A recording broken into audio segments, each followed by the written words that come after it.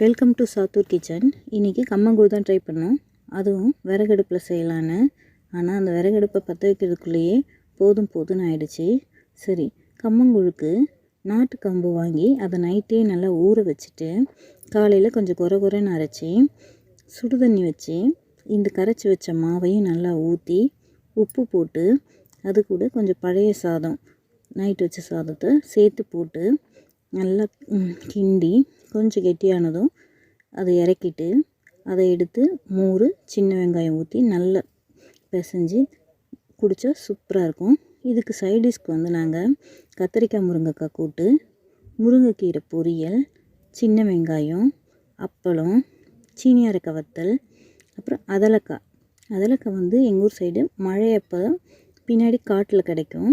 அதை பறித்து சின்ன வெங்காயம், பச்சை மிளகாலாம் போட்டு வதக்கணும். இது ரொம்ப கசப்பாக இருக்கும், ஆனால் உடம்புக்கு ரொம்ப ஹெல்த்தி.